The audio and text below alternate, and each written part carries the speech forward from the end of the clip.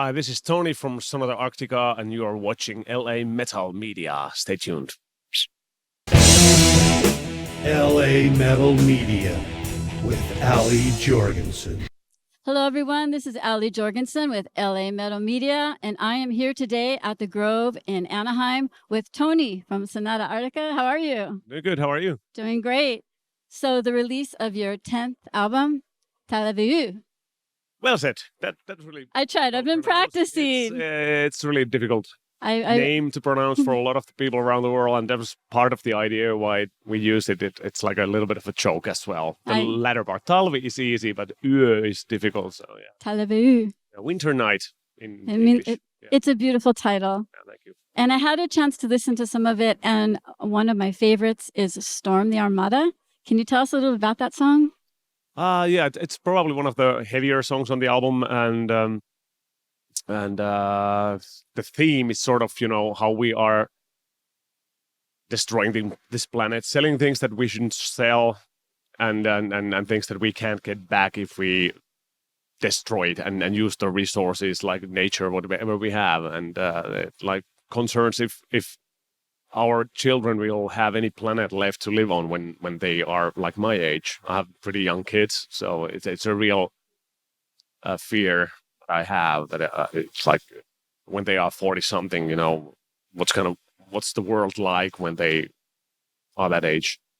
It's a very powerful message, and the song itself, it's got so many textures and the guitars in the beginning. And did you hear all those things in your head when you were writing it, or did you just create it in the studio? The demos that I let the guys hear eventually, they are pretty complete. I write most of the drum things and guitar riffs and such things, and leave room, of course, for the guys to put on their own stuff, like solos, for example. Yeah. And such. So, yeah, I usually doodle with my songs for a long, long time, so it gives me almost too much time to kind of put in a lot of little details, and I'm really jealous about them.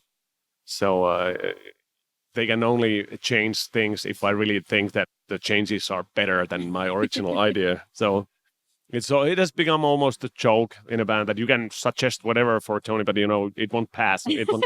So. Well, that one, yeah, there's so much going on. There's so many layers. It's incredible. And the whole CD, it has like a live band feel. Is that something you were planning, or did it happen in the studio? Yeah, we have been sort of criticized that how we sound really great live, and the band has a lot of energy, and then it's sort of like boom, and then we lack that on our studio albums. So already for 2 previous albums also, we were trying to go more into that direction, but we didn't really get there until now, when we actually took our front of house sound guy. He's got his own studios and everything. So we took him as a like a co-producer to make things happen. So that felt like a natural thing to do.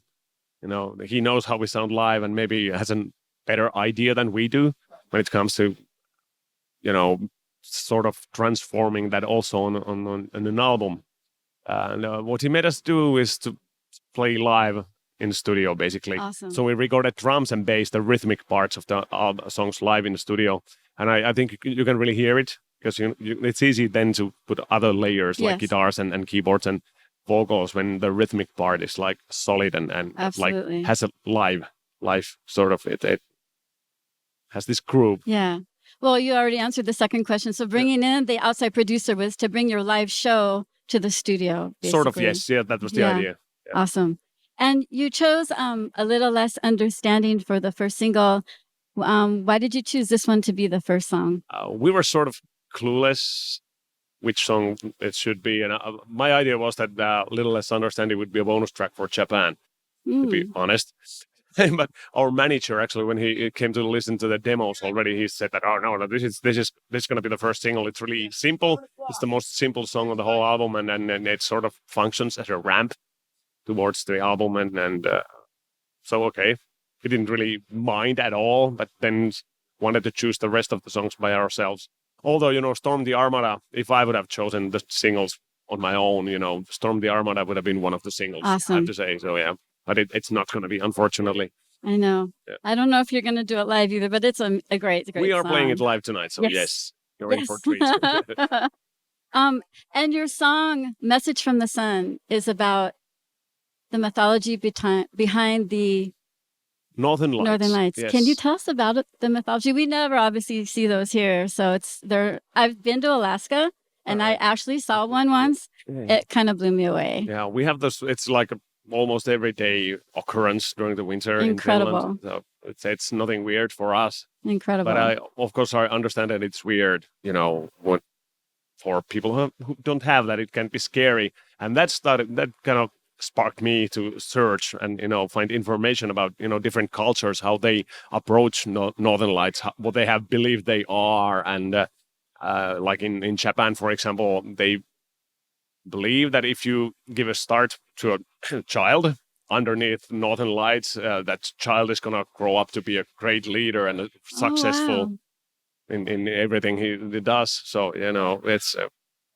such weird things. And of course, the Vikings had their own myth and beliefs that it's like the spirit's bridge taking the warriors to Valhalla. Awesome. And such things. So it's really interesting to kind of dig those things and put them on the song, because I've already when I didn't have any lyrics or I didn't have really idea what the song would be about. I usually write like 99.9% of the time I write the music first and then start thinking what the lyrical content could be. Yeah. So I started thinking that it sounds like a winter song, sort of. And then as it is a Sonata Arctica theme, anyways, have Arctic themes. And I haven't written any songs about the Northern Lights per se, like in that sense. So Awesome. I went there and turned out pretty good. Oh, yeah. It's great. Yeah.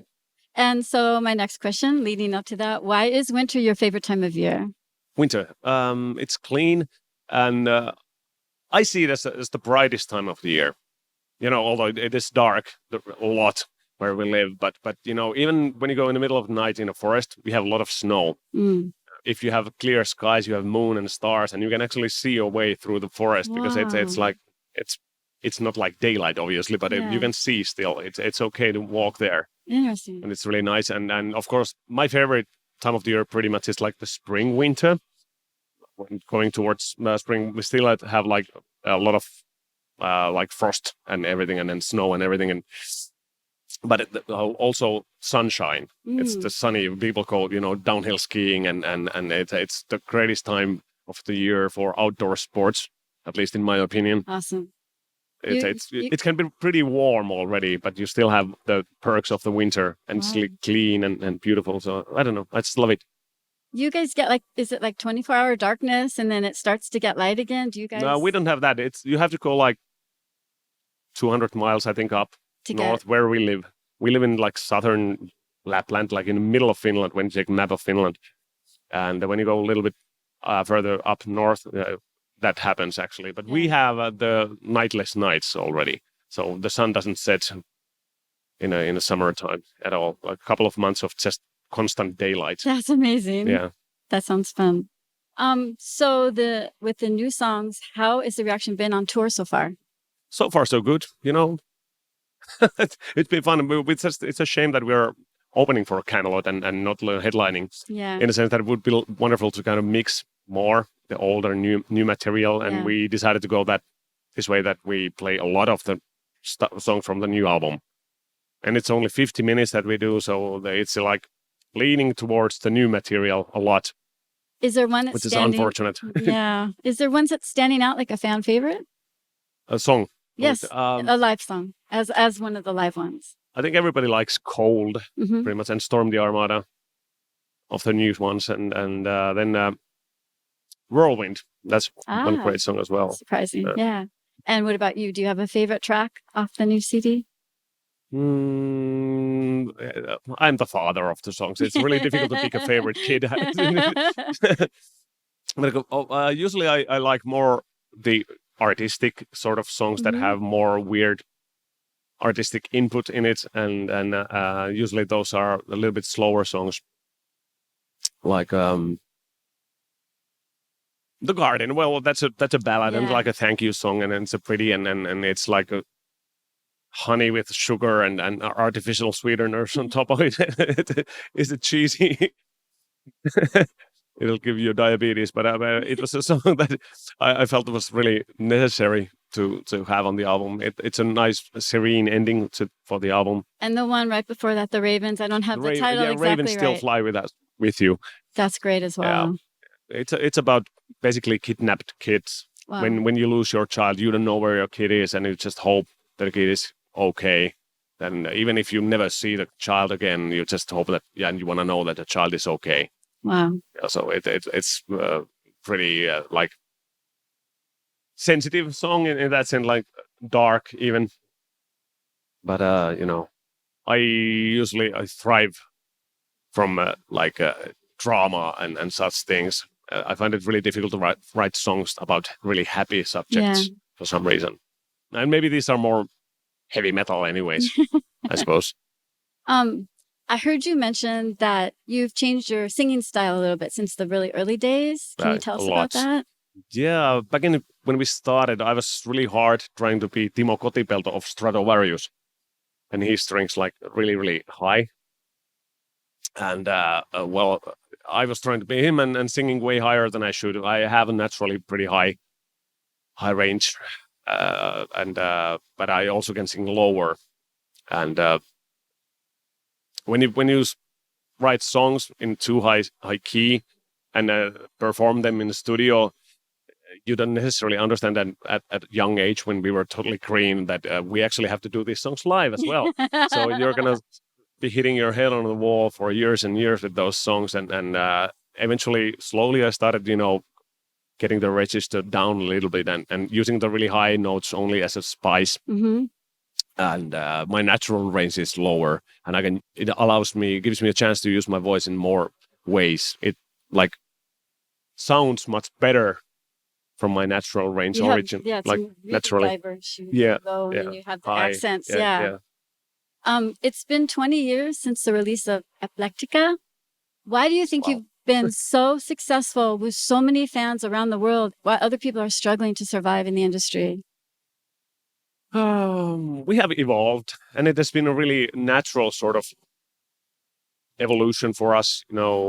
Each album has been a little bit different from the previous one, and we never got stuck in being a power metal band. It was a great start, but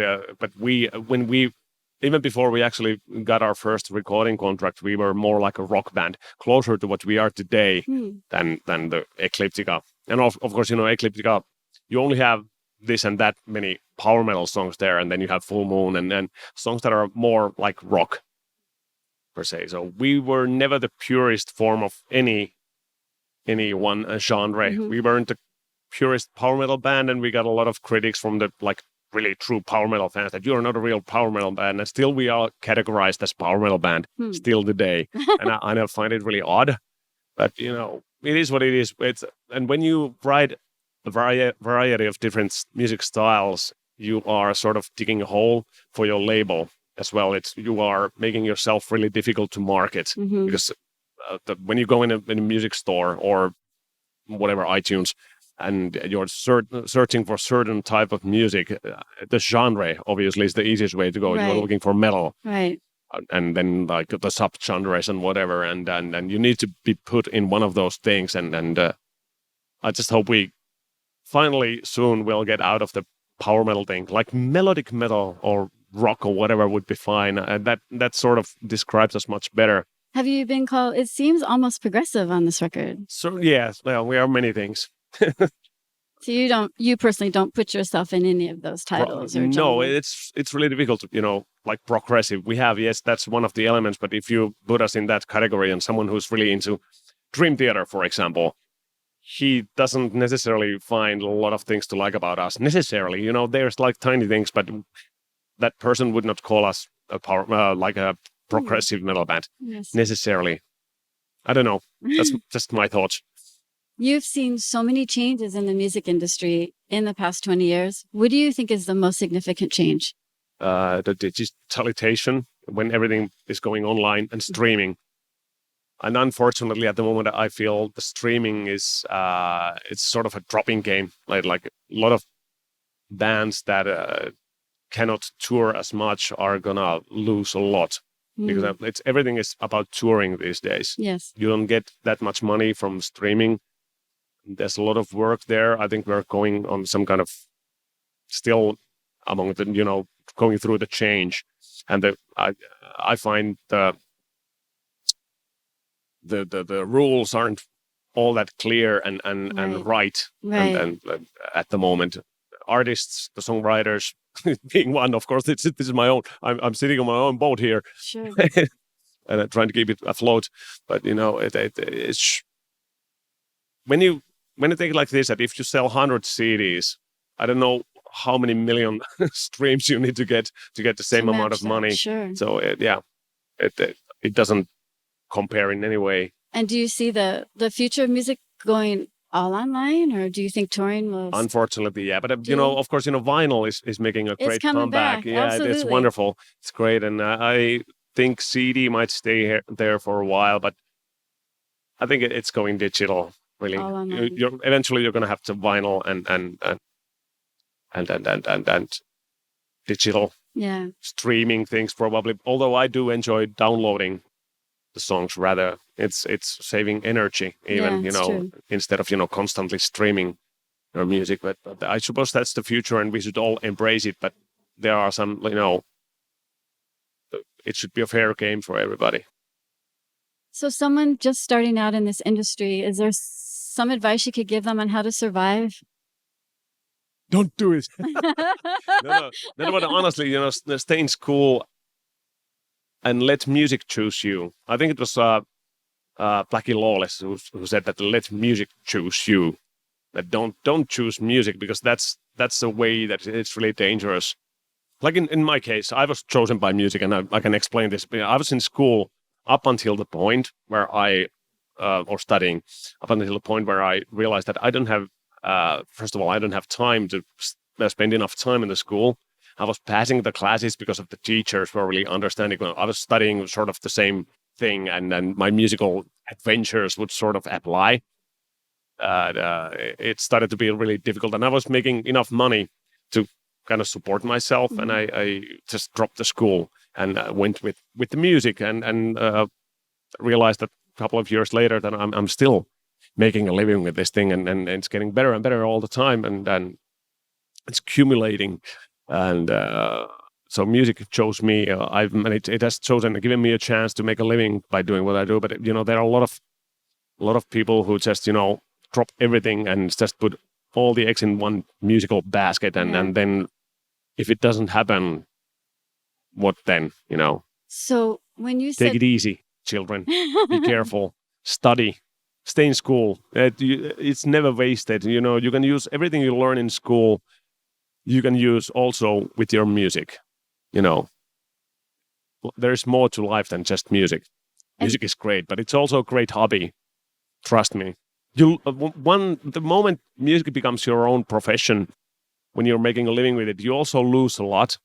I think I know, because every time I sit down and start playing, guitar or keyboards and singing, having fun, just enjoying myself, it doesn't take a minute or two that I realize that I'm actually working. I'm writing a song. Awesome. And it's disturbing.